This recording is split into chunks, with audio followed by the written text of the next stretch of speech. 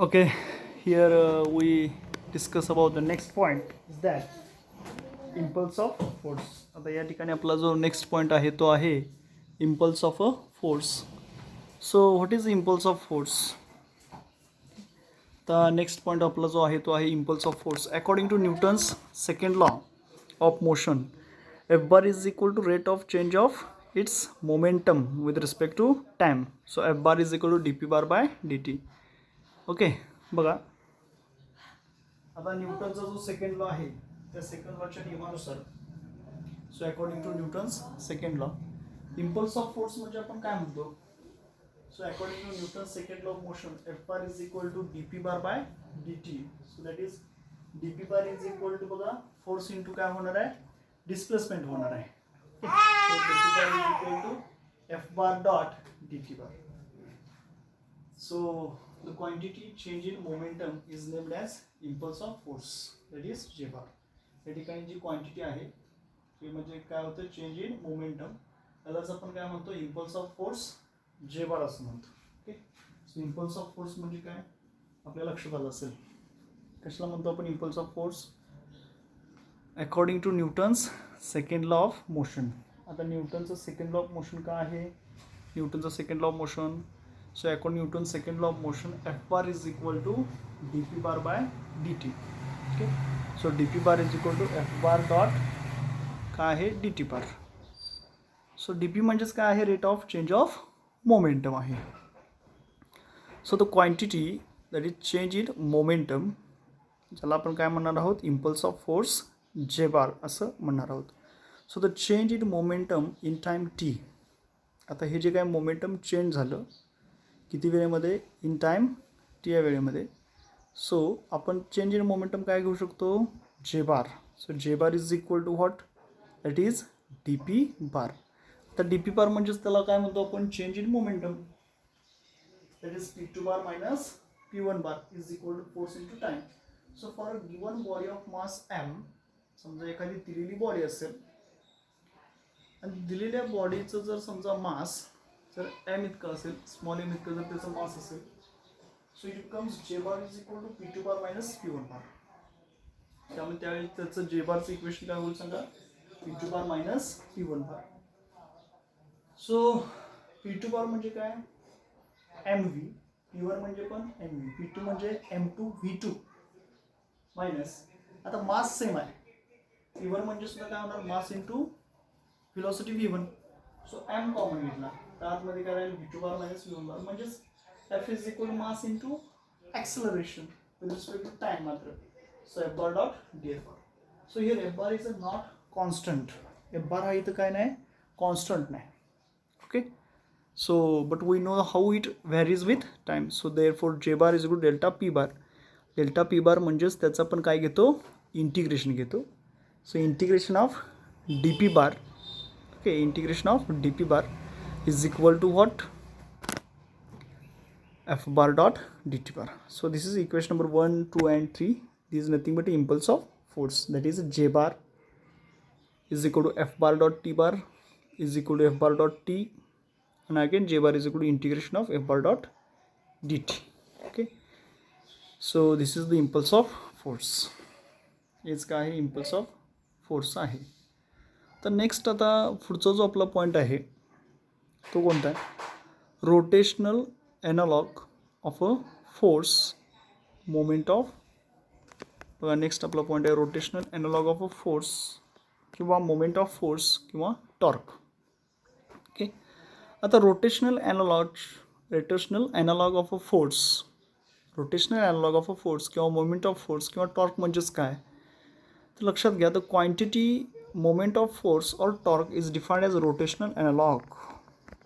Okay अशी जी quantity आहे मोमेंट ऑफ फोर्सची किंवा टॉर्कची त्यालाच आपण डेफिनेशन काय करणार आहे rotational analogue of a force. So काय असतं बघा so rotational analogue of a force that is tau bar is equal to R bar cross F bar. Rotational analog जो आहे तो काय असतो तर tau bar is equal to R bar cross F bar. Okay आता first डायग्राममध्ये बघा काय आहे फर्स्ट डायग्राममध्ये so this is a angle axis. समजा दिस इज अ लॅमिनार बॉडी. समजा ही एखादी चपटी चपलाच्या आकारासारखी किंवा अशी पानाच्या आकारासारखी एखादी लॅमिनार बॉडी असेल, ज्याच्या ओ मधून सेंटर ऑफ ॲक्सिस मधून समजा ओ बी हा ॲक्सिस पास आउट होतो. So this is object and axis of rotation in 3 dimensional view. आपण काय दाखवलं, एक ऑब्जेक्ट दाखवला आणि ज्याचा ॲक्सिस ऑफ रोटेशन कोणता आहे, AOB, that is 3 dimensional view. त्यानंतर बघा फिगर ए जे आहे, which shows as 3 dimensional drawing indicating the laminar object which is rotating about the axis of rotation AOB. Okay, so this is a 3-dimensional analog. आता second figure जर बघितली, second फिगरवरती zoom करू.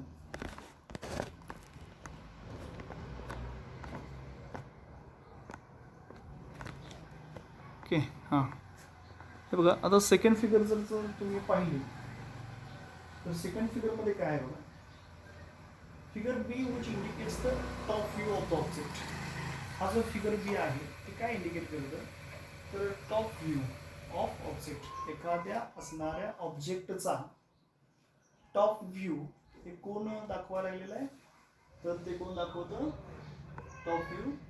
Figure B indicates the top view of the object when the rotation is in anti-clockwise direction. तर या ठिकाणी जर तुम्ही बघितलं तर हा आपला जो सेंटर आहे, R bar, that is position vector, that is R bar which is in outward direction of R bar. It is rotated in anticlockwise direction which is in outwards. So tau bar is torque R bar cross F bar which is in outward direction. So this is a tangent, that is force, direction of force. So figure B which indicates the top view of the object when the rotation is in anti-clockwise direction. त्यानंतर आपल्याला figure बघायची आहे C. So figure C बघण्यापूर्वी आपण काय काय म्हटलं rotational ॲनालॉगमध्ये ते आधी आपण थोडंसं डिस्कस करू आणि त्यानंतर पुढे जाऊ.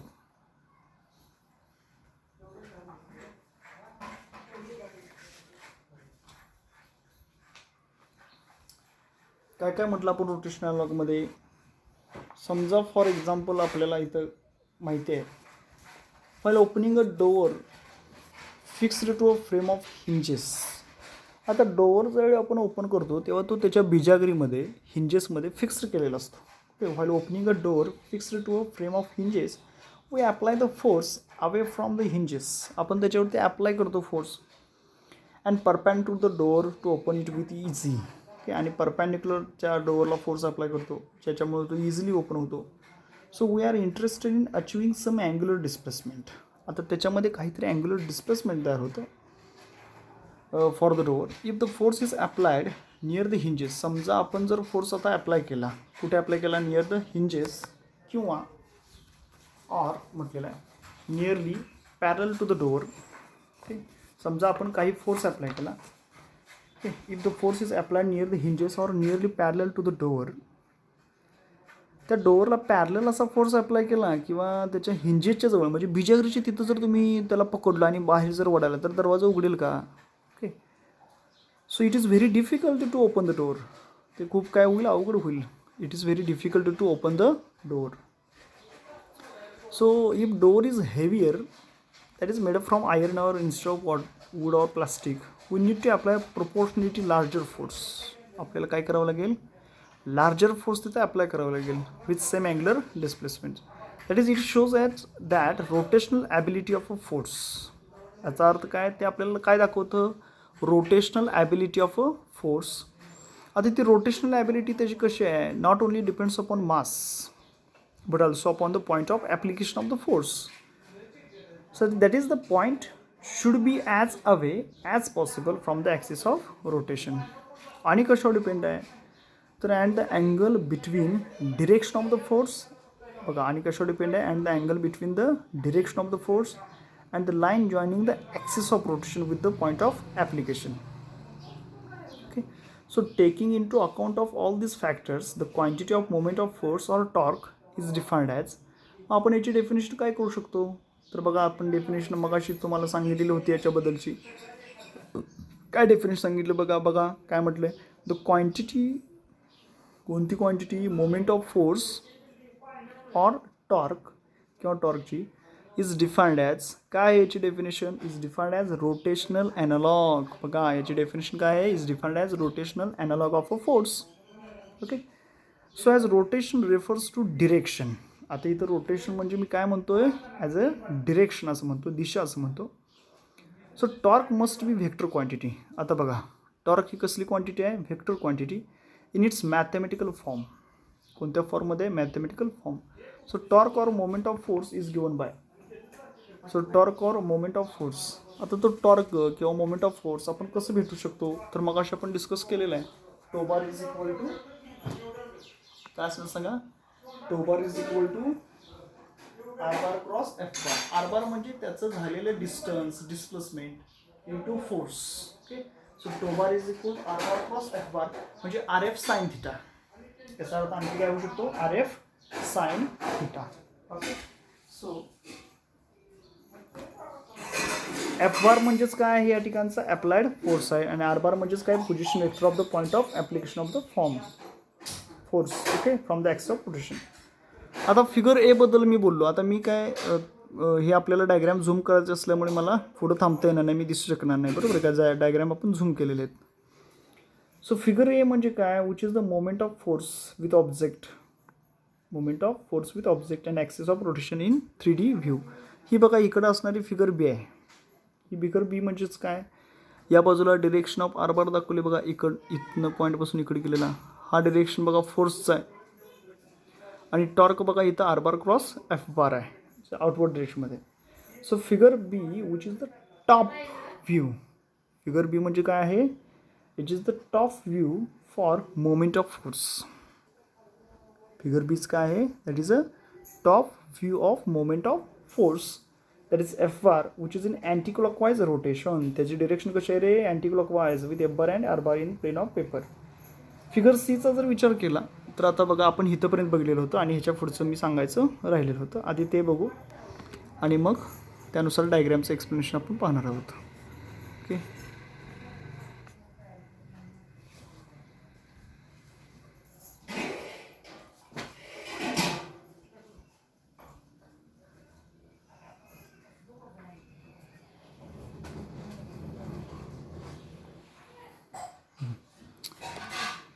ओके ठीक आहे.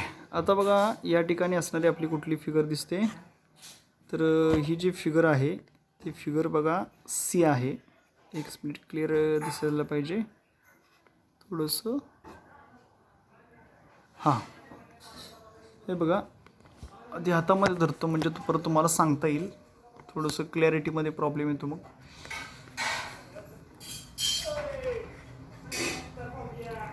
आता सी जर फिगर बघितली तर त्याच्यामध्ये तो क्रॉस दिसतो बघा.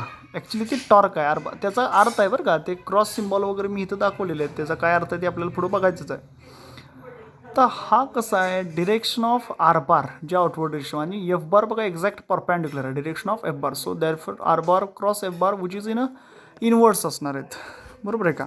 सो फिगर शो सी जी आहे ती काय दाखवते, which shows the top view if rotation is clockwise direction. कसं असेल रोटेशन, क्लॉकवाईज डिरेक्शनमध्ये असेल तर. ओके ठीक आहे.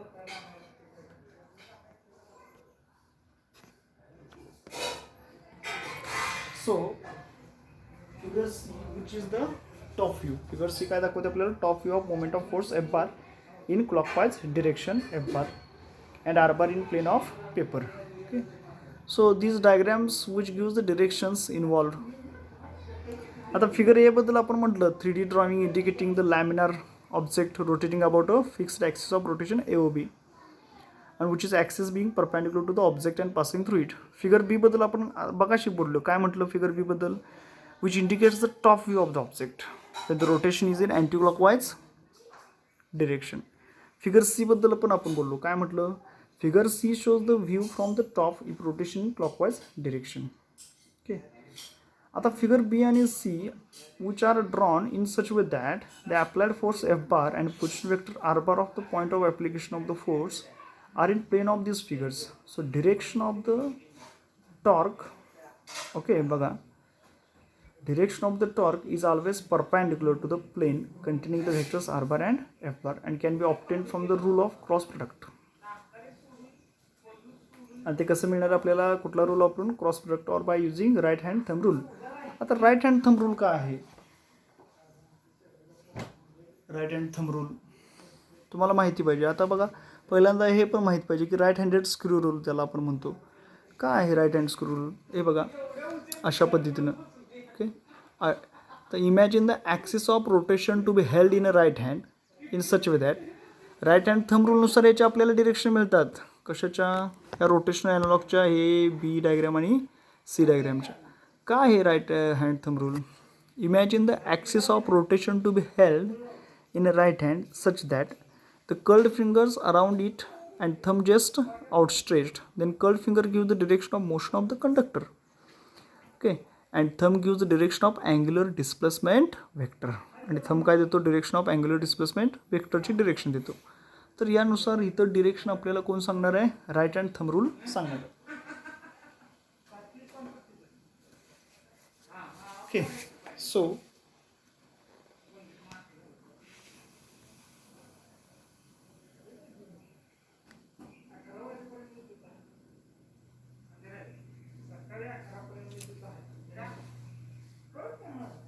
so direction of the torque is always perpendicular to the plane containing the vectors r bar and f bar, which gives right hand thumb rule. Okay, तर याच्यामध्ये बघा, in order to indicate the directions which are not in plane of figure we use a special convention. आता गोल मारून जर टिंब असेल, figure बी दाबली बघा, तर for perpendicular to the plane of figure. त्यानंतर बघा क्रॉस मारलाय का, तर for perpendicular to the plane of figure and inverse म्हटलं जातं. आणि याच्यामध्ये बघा परत सिम्बॉल वेगळा जो आहे, डी जो दाखवला आहे का तुम्हाला क्रॉस मारून डॉट, तर perpendicular to the plane of paper म्हटलं जातं. काय? Perpendicular to the plane of paper. आता हे जे काय convention depends upon the traditional arrow.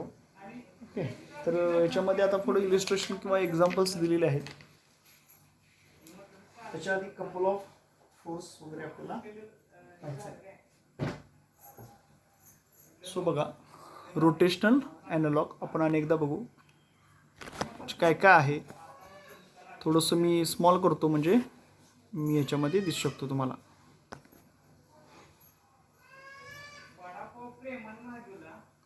So बघा, rotational analogue of a force किंवा moment of force sorry torque.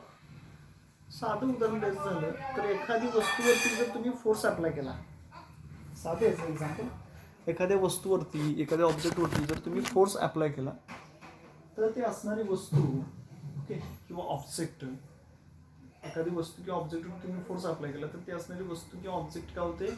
एका ठिकाणाहून दुसऱ्या ठिकाणी डिस्प्लेस होते, मूव्ह होते, त्याचं डिस्प्लेसमेंट होतं. मात्र एखादा समजा डोर आहे, दरवाजा आहे, तो जर तुम्हाला ओपन करायचा असेल तर त्याच्या एकाच साईडलाच तुम्हाला काय करावं लागतं? फोर्स द्यावा लागतो.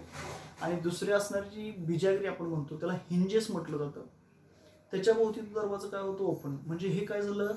टॉर्क. हे काय झालं? टॉर्क. ओके, सो इथं सुद्धा तो रोटेशनल ॲनालॉग ऑफ फोर्स किंवा मोमेंट ऑफ फोर्स, त्यालाच आपण काय म्हणतो? Nothing but a torque. So here the quantity, कोणती quantity? Moment of a force और torque is defined as rotational analog of a force. The quantity moment of force or torque is defined as its rotational analog of a force. So we know that formula आपल्याला माहिती आहे टॉर्कचा. काय असतं टॉर्कचा? Tau bar is equal R bar cross F bar. टॉर्कचा formula आपल्याला माहिती आहे, tau bar is equal R bar cross F bar. So this is the first figure. Consider a laminar object. समजा एखादा चपटा असा पानासारखा लॅमिनार ऑब्जेक्ट आहे, त्याच्यामधून बघा ए ओ बी, आता इथं दाखवलं नाही तर ए आणि बी, त्या ॲक्सेस मधून जर समजा ती लॅमिनार बॉडी जर पास आउट होत असेल आणि त्या फिक्स्ड ॲक्सेस भोवती रोटेशन होत असेल, तर ही जी डायग्राम दिसते आपल्याला ऑब्जेक्टची अबाउट ॲक्सिस ऑफ रोटेशन, तर ही 3D व्ह्यू मध्ये आहे. कुठली आहे? 3D व्ह्यू मध्ये. त्यानंतर फिगर बी कडे जर बघितलं तर बघा आपण ह्या डॉट आणि गोल दाखवलेले आहे. that is which is moving in anti-clockwise direction in outward direction. Okay, so हा r bar आहे, direction of r bar, आणि हा force आहे f bar which is direction of f bar. So this is a top view of that. काय आहे, top view आहे त्या laminar ऑब्जेक्टचा. Okay, next आपली सी जी फिगर आहे ती बघा. फिगर सी मध्ये काय दाखवलेलं आहे.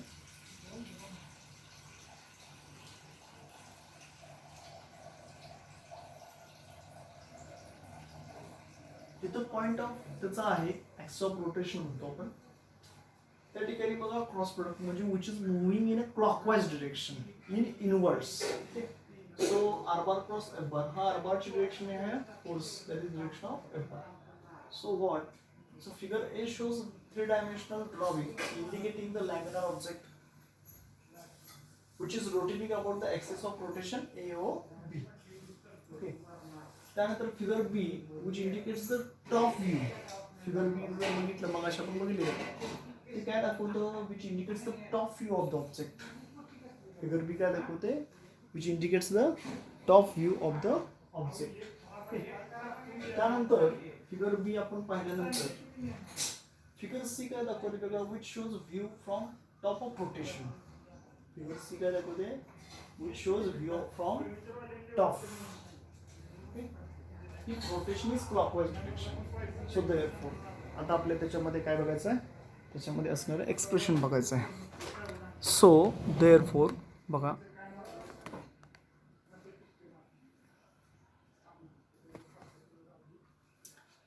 हे जनरली काय दाखवलेलं आहे, traditional way of arrow. Arrow म्हणजे त्याची आपण डिरेक्शन दाखवतो. हा काय आहे, गोल काढून त्याच्यामध्ये dot perpendicular to the pen of paper. त्यानंतर ह्याच्यामध्ये काय दाखवलेलं बघा, they are moving in a clockwise direction. ते कसे anticlockwise direction which is in outward, also ते आउटवर्ड डिरेक्शन मध्ये असतात. त्याच्यामध्ये काय दाखवलेलं आहे, क्रॉस कडून मध्ये डॉट दाखवला आहे. क्रॉस कडून मध्ये डॉट दाखवला याचा अर्थ काय होतो, तर which is moving in clockwise direction but inwards. ते क्लॉकवाइज डिरेक्शन मध्ये होतात मात्र कुठं, इनवर्ड्स मध्ये, आतमध्ये. सो या आपल्या काय झालं त्याच्या diagram. So magnitude of torque.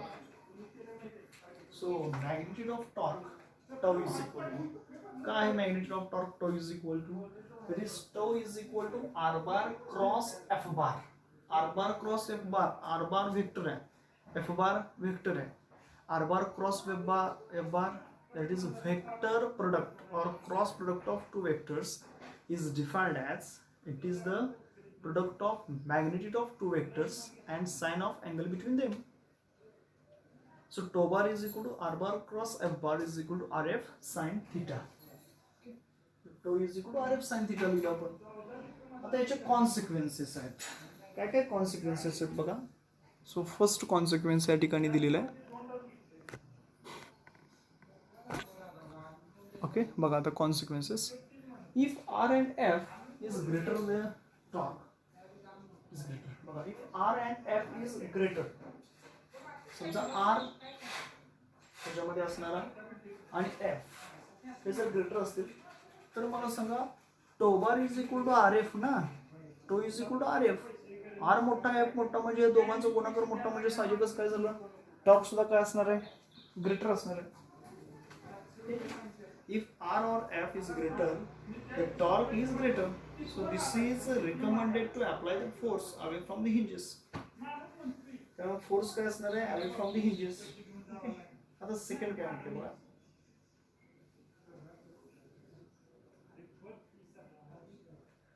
समजा सेकंड त्याच्यामध्ये like theta is equal to 90 degree म्हणजे टो इज इक्वल टू काय असणार आपला, टो मॅक्स म्हणजे टो इज इक्वल टू काय म्हणू शकतो आपण, R F. Thus, the force should be applied along normal direction. Okay? Thus, the force should be applied along normal direction for easy rotation. Third काय म्हटले बघा, if theta is equal to 0 degree or 180 degree or tau is equal to tau minimum म्हणजे तो पूर्ण समजा काय असेल 0 असेल तर काय होतं, force is applied parallel or anti-parallel to r bar, so there is no rotation. अरे थिटाच नाही त्याच्यामध्ये किंवा तो 180 अंश असेल तर टॉर्क काय असणार 0. टॉर्क नाही म्हणजे ते रोटेशनल होईल का त्याचं नाही. If the force is applied पॅरल असेल किंवा अँटी पॅरल असेल टॉर्कला देयर इज नो रोटेशन. आणि चौथा पॉईंट काय आहे तर moment of force depends not only on the magnitude and direction of the force but also on the point where the force acts with respect to the axis of rotation. This same force can have different torque as per its point of application. Okay, so consequences बघा simple आहेत. पहिला consequence आपण काय म्हटलं if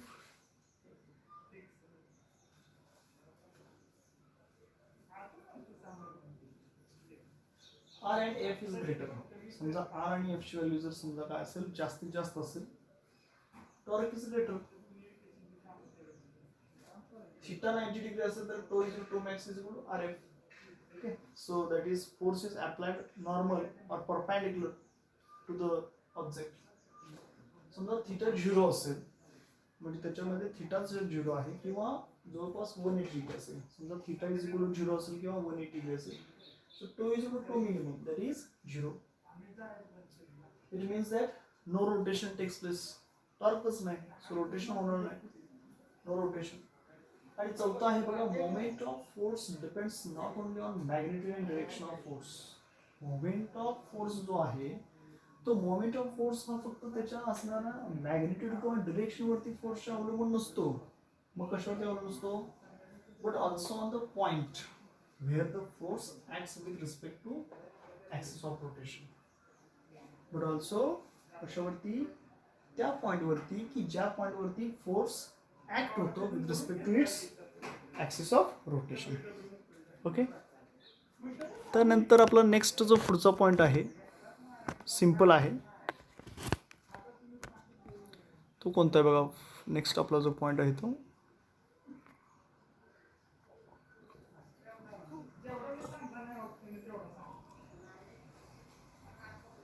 next point आहे couple and it's torque. समजा आता या दोन लाईन्स मध्ये आहेत आणि याच्यामध्ये समजा हा एक असणारा फोर्स ऍक्ट होतो R12 बारला which makes an angle alpha direction of R12 बार. आणि दुसरा फोर्स बघा आहे F2 बार जो R21 बारच्या अलॉंग आहे. हा F1 बार फोर्स आहे आणि हा F1 बार फोर्स आहे या डिरेक्शनला आणि हा F2 बार फोर्स आहे या डिरेक्शनला. तर R2 बार कसा असणार आहे R21 which makes an angle beta. साधं सरळ. So therefore torque is equal total torque काय असणार बघा F1 फोर्स F1 फोर्स कशामुळे R12 बार मुळे इज इक्वल टू त्या ठिकाणचं असणारं टॉर्क कॉन्झर्व असणार आहे is equal to R21 bar cross F2 bar. So tau bar is equal to काय R12 bar cross F1 bar is equal to R21 bar cross F2 bar. Okay, so generally जर फिगरमध्ये जर आपण पाहिलं तर आपल्या लक्षात येते बघा. काय लक्षात येतं आपल्या फिगरकडे बघितलं तर it is R12 sine alpha is equal to R21 sine beta. That is R. Okay, sin 91. Okay, so F1 bar is equal to F2 bar is equal to F. So tau bar is equal to R12 F1 sin alpha is equal to R21 F2 sin beta. That is force. So R into F. अतिशय simple आहे. ओके, खूप simple आहे बघा. So tau bar is equal to total torque काय होणार त्याच्यावरती act होणार आहे R12 into F1 sin alpha is equal to R21 into F2 sin beta means tau is equal to only RF. So this is the expression for couple and its torque. So from this equation it is clearly shows that torque corresponding to a given couple, that is moment of a given couple, is constant. So it is independent of the point of application of forces or the position of the axis of rotation. Okay, so काय आहे त्याच्यामध्ये difference आहे. Moment of force tau bar is equal to R bar cross F bar असतो तर moment of couple tau bar is equal to काय आलं R12 cross F1 bar is equal to F21 cross F2 bar. Moment of force म्हणजे torque depends upon the axis of rotation and their point of application of the force. तर moment of couple जो आहे तो त्याच्यातला torque depends upon the two forces, that is it is independent of the axis of rotation or points of application of the forces. Moment of force can produce translational acceleration also if the axis of rotation is not fixed or if friction is not enough. बघा, moment of force can produce translational acceleration also if the axis of rotation is not fixed or friction is not enough. तर moment of कपलमध्ये does not produce any translational acceleration. Moment of कपलमध्ये कसल्याही प्रकारचं translational acceleration ते करत नाही, not produce. Okay, moment of couple does not produce any translational acceleration but produces only rotational or angular acceleration.